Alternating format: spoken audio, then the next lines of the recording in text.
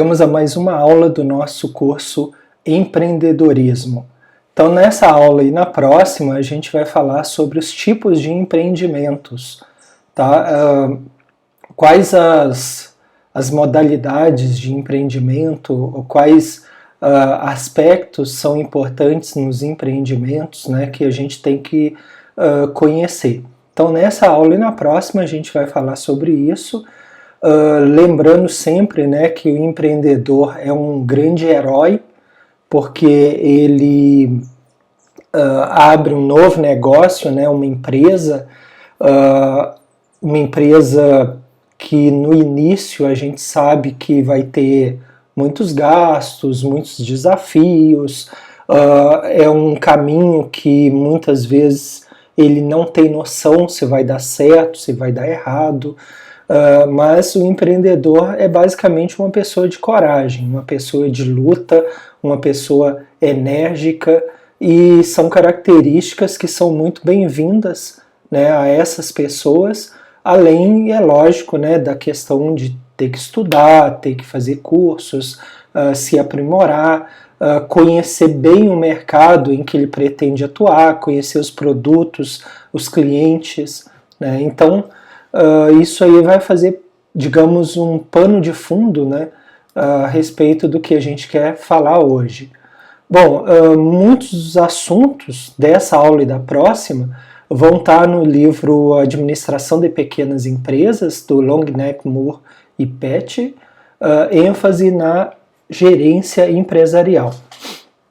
Então, digamos que o campo dos pequenos negócios abrange uma grande variedade de empreendedores e iniciativas empreendedoras, porque basta vocês aí que estão assistindo esse vídeo, né, pensarem os diversos tipos de negócios que vocês conhecem.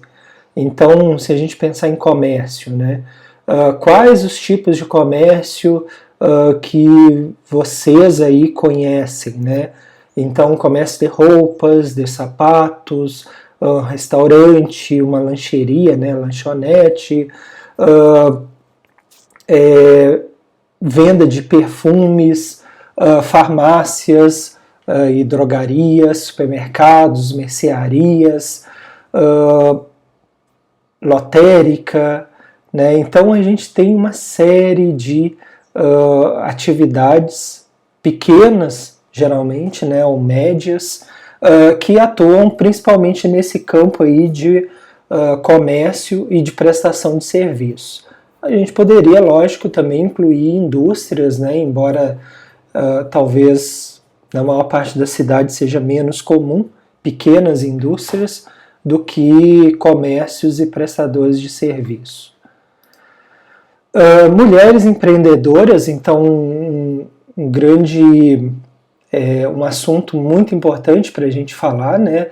O perfil empreendedor não está apenas nos homens, mas muito acirrado nas mulheres. Hoje em dia temos mais mulheres, né, se aventurando na abertura de novos empreendimentos.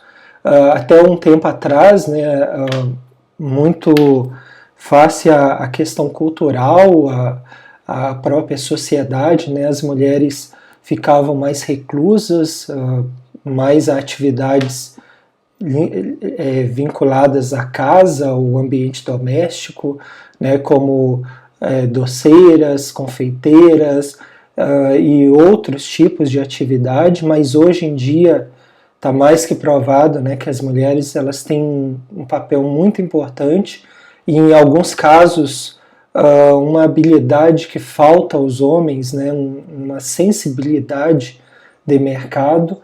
Então as mulheres têm crescido bastante nessa área de empreendedorismo.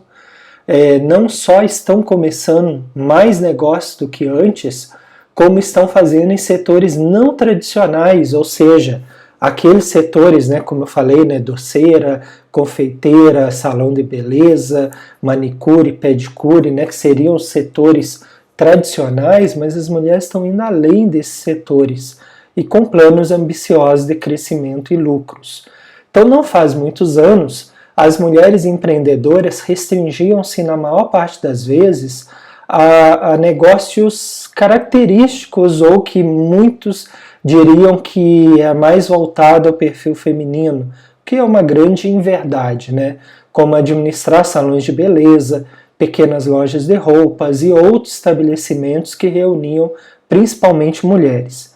Então, esses estabelecimentos, o que a gente tem visto é que as mulheres estão indo além desses estabelecimentos e muitos desses que eram, digamos assim, taxados, né, como empreendimentos tipicamente femininos, a gente também tem visto presença de homens, ok? Então, um grande exemplo, né, a Luísa Trajano, da Magazine Luiza, né, que agora recentemente foi eleita uma das mulheres mais influentes do mundo, então fruto de sua capacidade, de sua grande competência, né, para gerir uma rede de lojas em todo o Brasil. Então, cada vez mais, mulheres têm sucesso no mercado, apesar de diversos aborrecimentos que enfrentam, mas não é só as mulheres, os empreendedores no geral, como alta de juros, aumento de custos, né? Então, por exemplo, a nível de Brasil, aumento de combustíveis, de energia elétrica, em aluguel. Então, são aborrecimentos que todos passam, inclusive, né, as mulheres. Então, as mulheres estão atacando esse problema, aumentando sua participação em organizações que eram predominantemente masculinas e também formando redes próprias. É evidente que esse aumento, né, do número de mulheres empreendedoras faz com que o mercado só ganhe com isso, né? Então, passamos a ter tipos de produtos ou empreendimentos, né, com esse toque feminino, e para o consumidor é algo totalmente interessante, né, tu ter uma série de produtos e serviços que agora possam ser conduzidos pelas mulheres. Fundadores e outros empreendedores, então a gente fez nesse tipo de empreendimento, né, falamos sobre as mulheres empreendedoras e agora sobre os fundadores e outros tipos de empreendedores, né, então inovação, conhecimento, empresa, né, liderança, um time, tolerância ao risco. Então, embora haja uma tendência de sobreposição de categorias, a liderança empreendedora pode ser classificada em 3 tipos: os fundadores, os administradores gerais e os franqueados. Então a gente vai falar sobre cada um desses. Os empreendedores fundadores geralmente são considerados como os puros empreendedores, né? A gente comentou que muitos autores consideram apenas quem abre a empresa como o empreendedor nato, né? E que os demais não seriam empreendedores. Eu acho que é uma classificação possível, mas a gente não deve apenas, né, se limitar a ela. E aí eu acho que é interessante quando a gente coloca empreendedores fundadores. Eles podem ser classificados como esses puros empreendedores, né, porque é quem vai realmente abrir as portas da empresa, e esses fundadores podem ser inventores que iniciam negócios com base em produtos ou serviços novos ou aprimorados. Então, lá no passado, né, no século XIX, início do século XX, muitos desses empreendedores eram os inventores, as pessoas que tiveram ideias e montaram, né, ou desenvolveram um determinado produto e a partir dele aí as suas empresas. Então a gente tem aqui, né, um exemplo do lado da Coca-Cola, Dr. John Pemberton, que foi o inventor da Coca-Cola, Frank Robinson, que foi o criador do nome Coca-Cola e do logotipo, né, do produto, né, bastante conhecido, e Asa Candler, que foi o homem que comprou os direitos da Coca-Cola. Então, digamos assim que Esses aí, né, eles podem ser entendidos como os fundadores da Coca-Cola. Administradores gerais, então, à medida que as novas empresas estão bem estabelecidas, os fundadores se tornam menos inovadores e mais administradores, né, porque eles estão mais preocupados com a gerência do empreendimento do que talvez com a própria inovação, porque o tempo é mais reduzido. No entanto, segundo diz aqui, né, a nossa teoria, é útil distinguir os fundadores, né, aqueles empreendedores que fundam e mudam substancialmente as empresas, daqueles que dirigem as operações continuadas das empresas estabelecidas.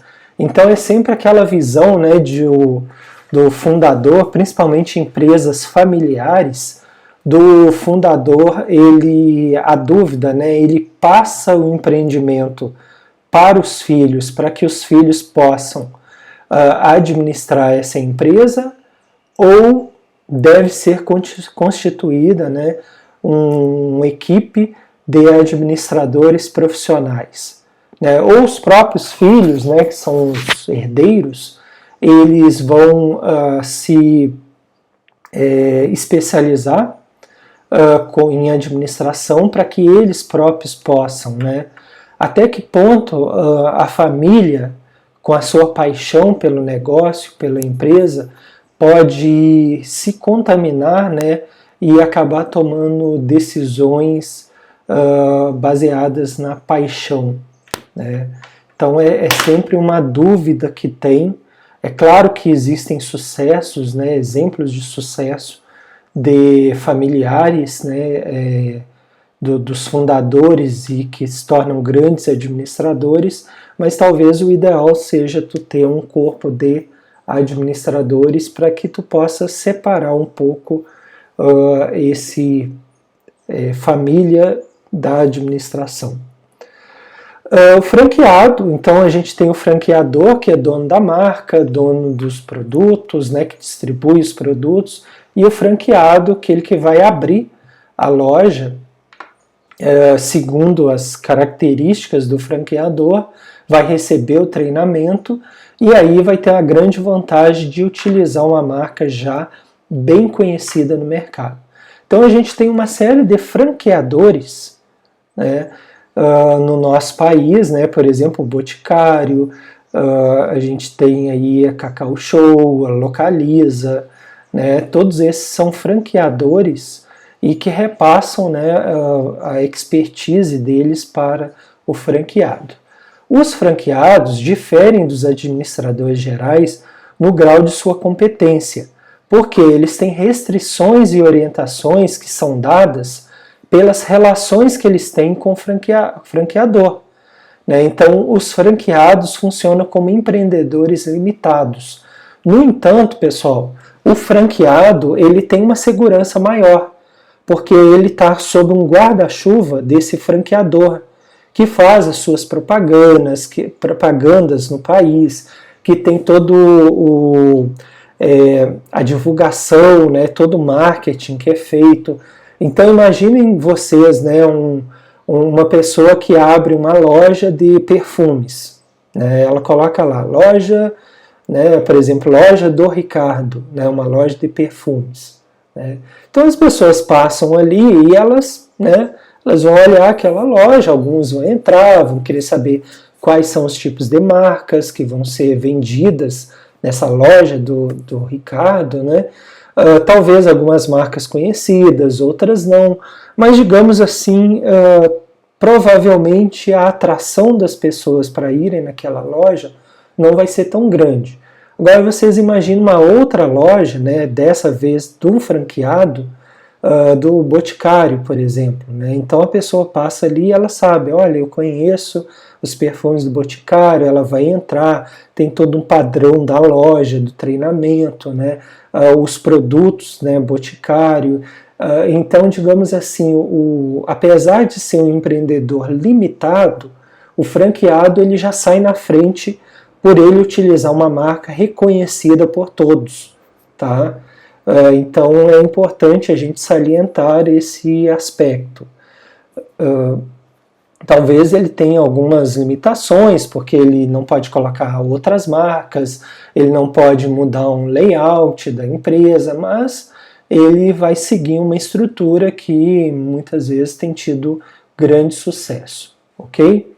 Bem, então agradeço a atenção de vocês. Aqui repassando, né, temos o nosso site em que vocês têm informações sobre o meu trabalho, sobre os nossos livros, as redes sociais do Administração Verde e aqui os nossos canais no YouTube. Então esse primeiro canal, que é o que vocês estão vendo nesse vídeo, ele conta com diversos cursos gratuitos e completos, né? Marketing ambiental, consumo consciente, sistema de gestão ambiental, gestão de pessoas, logística reversa, certificação florestal, esse que é o de empreendedorismo e mais outros cursos que a gente vai periodicamente lançar no nosso canal.